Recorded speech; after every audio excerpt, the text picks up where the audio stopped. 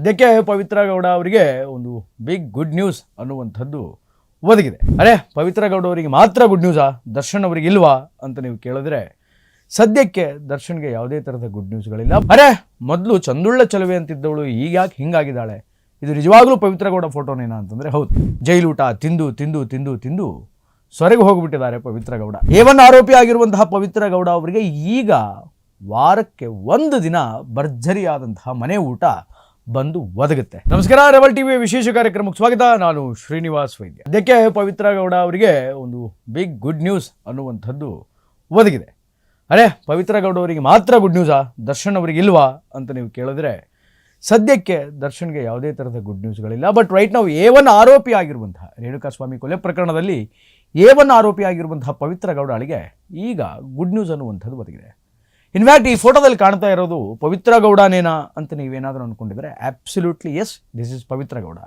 ಅರೆ ಮೊದಲು ಚಂದುಳ್ಳ ಚಲುವೆ ಅಂತಿದ್ದವಳು ಈಗ ಯಾಕೆ ಹಿಂಗಾಗಿದ್ದಾಳೆ, ಇದು ನಿಜವಾಗ್ಲೂ ಪವಿತ್ರ ಗೌಡ ಫೋಟೋನೇನಾ ಅಂತಂದರೆ ಹೌದು.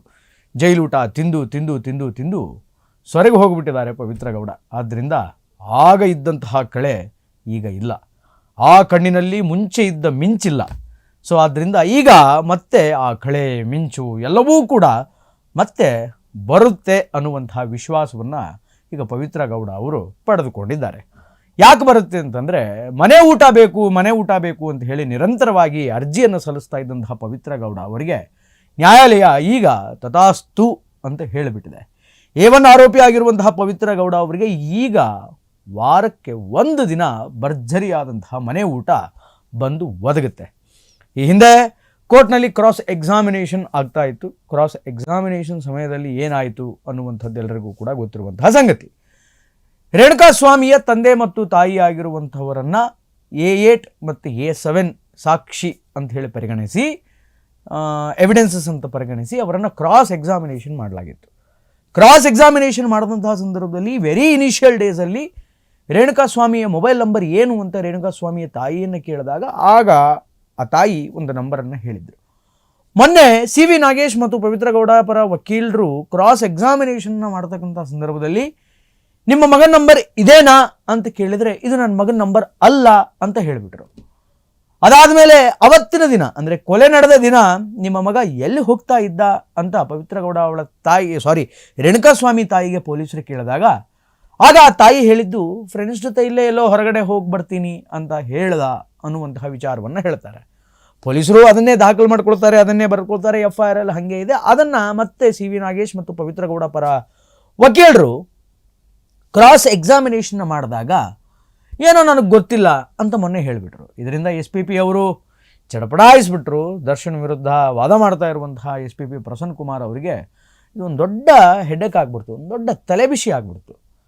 ಯಾಕೆ ಅಂತಂದರೆ ಅವರ ತಂದೆ ತಾಯಿಗಳೇ ಸಾಕ್ಷಿಯ ಸ್ಥಾನದಲ್ಲಿ ನಿಂತು ಆರೋಪಿಗೆ ಅನುಕೂಲವಾಗುವಂತಹ ವಿಚಾರಗಳನ್ನು ಹೇಳ್ತಾ ಇದ್ದಾರಲ್ಲ ಅನ್ನುವಂತಹ ನಿಟ್ಟಿನಿಂದ ಅದರಿಂದ ಅವರನ್ನು ಟೆಂಪ್ರರಿ ಸಾಕ್ಷಿ ಅಂತ ಪರಿಗಣಿಸಬೇಕು ಅಂತ ಕೋರ್ಟಿಗೆ ಒಂದು ಅರ್ಜಿ ಸಲ್ಲಿಸಿದ್ರು. ಅದೇ ರೆಸ್ಪೆಕ್ಟಿವ್ ಟೈಮಲ್ಲಿ ಇತ್ತ ಪವಿತ್ರ ಗೌಡ ಪರ ವಕೀಲರು ಪವಿತ್ರ ಗೌಡ ಅವರಿಗೆ ಜೈಲಲ್ಲಿ ಪೌಷ್ಟಿಕ ಆಹಾರಗಳು ಸಿಗ್ತಾ ಇಲ್ಲ, ಜೈಲಿನ ಊಟ ಅವರಿಗೆ ಸೆಟ್ ಆಗ್ತಾ ಇಲ್ಲ, ಆದ್ದರಿಂದ ಆರೋಗ್ಯದಲ್ಲಿ ಒಂದು ಸ್ವಲ್ಪ ಸಮಸ್ಯೆಗಳು ಮುಂದಿನ ದಿನಗಳಲ್ಲಿ ಕಾಣಿಸ್ಕೊಳ್ಬೋದು, ಆದ್ದರಿಂದ ಅದು ಯಾವುದೂ ಕೂಡ ಆಗಬಾರ್ದು ಅಂತಂದರೆ ಪವಿತ್ರ ಗೌಡ ಅವರಿಗೆ ಮನೆಯಿಂದ ಊಟವನ್ನು ಸರಬರಾಜು ಮಾಡಬೇಕು ಅನ್ನುವಂಥ ಅರ್ಜಿಯನ್ನು ಸಲ್ಲಿಸಿದರು. ಇದಕ್ಕೆ ಸಂಬಂಧಪಟ್ಟಂತೆ ಒಂದಿಷ್ಟು ಚರ್ಚೆಗಳಾಯಿತು, ಒಂದಿಷ್ಟು ವಿಚಾರಣೆಗಳು ಕೂಡ ಆಯಿತು. ಅದೆಲ್ಲ ಆದಮೇಲೆ ಇವತ್ತು ಬರುತ್ತೆ, ನಾಳೆ ಬರುತ್ತೆ, ಈಗ ಬರುತ್ತೆ, ಆಗ ಬರುತ್ತೆ ಅಂತ ಕಾಯ್ಕೊಂಡು ಕುಳಿತಂತಹ ಪವಿತ್ರ ಗೌಡರಿಗೆ ಈಗ ಗುಡ್ ನ್ಯೂಸ್ ಅನ್ನುವಂಥದ್ದು ಒದಗಿದೆ. ಏನು ಅಂತಂದರೆ ಮನೆಯಿಂದ ವಾರಕ್ಕೆ ಒಂದು ದಿನ ಊಟ ಅನ್ನುವಂಥದ್ದು ಬರುತ್ತೆ. ಇನ್ಫ್ಯಾಕ್ಟ್ ಆ ಊಟ ತಂದುಕೊಡೋ ನೆಪದಲ್ಲಾದರೂ ಪವಿತ್ರ ಗೌಡ ಅವರ ಮನೆಯವ್ರ ಜೊತೆಗೆ ಟೈಮ್ ಸ್ಪೆಂಡ್ ಮಾಡ್ಬೋದು, ಮಾತಾಡಬಹುದು. ಬಟ್ ದರ್ಶನ್ಗೆ ಯಾವಾಗ ಬರುತ್ತೆ? ಯಾಕಂತಂದರೆ ದರ್ಶನ್ ನಿರಂತರವಾದಂತಹ ಡಿಮ್ಯಾಂಡ್ಗಳನ್ನು ಇಟ್ಕೊಂಡೇ ಬರ್ತಾಯಿದ್ರು. TV ಬೇಕು ಅಂತ ಕೇಳಿದರು, ಹೊದಿಕೆ ಬೇಕು ಅಂತ ಕೇಳಿದರು, ಬೆಡ್ ಬೇಕು ಅಂತ ಕೇಳಿದರು, ಇನ್ನು ಸುಮಾರು ವಿಚಾರಗಳು, ಕತ್ಲು ಕೋಣೆಯಲ್ಲಿದ್ದೀನಿ, ನನಗೆ ಇಲ್ಲಿಂದ ಬೇರೆ ಕಡೆ ಶಿಫ್ಟ್ ಮಾಡಿ ಅಂತ, ಹೀಗೆ ಅನೇಕ ಡಿಮ್ಯಾಂಡ್ಗಳನ್ನು ದರ್ಶನ್ ಮಾಡಿದರು. ಬಟ್ ಎಲ್ಲವನ್ನೂ ಕೂಡ ಇಮಿಡಿಯೇಟಾಗಿ ನ್ಯಾಯಾಲಯ ಒದಗಿಸಿಕೊಡಲಿಲ್ಲ. ಹಂತ ಹಂತವಾಗಿ ಸ್ಟೆಪ್ ಬೈ ಸ್ಟೆಪ್ ಕೊಡ್ತಾ ಬಂತು. TV ಹೊದಿಕೆ ಕೇಳಿದ್ರು, ಹೊದಿಕೆ ಕೊಟ್ಟರು. ಅದಾದಮೇಲೆ TV ಕೇಳಿದರು, ಆ TVಯಲ್ಲಿ ರೆಸ್ಪೆಕ್ಟಿವ್ ಚಾನಲ್ಗಳನ್ನು ಮಾತ್ರ ಪ್ಲೇ ಮಾಡಬೇಕು, ಎಲ್ಲ ಚಾನಲ್ಗಳನ್ನು ನೋಡುವಂತಿಲ್ಲ ಅನ್ನುವಂಥ ಷರತ್ತನ್ನು ಹಾಕಲಾಯಿತು.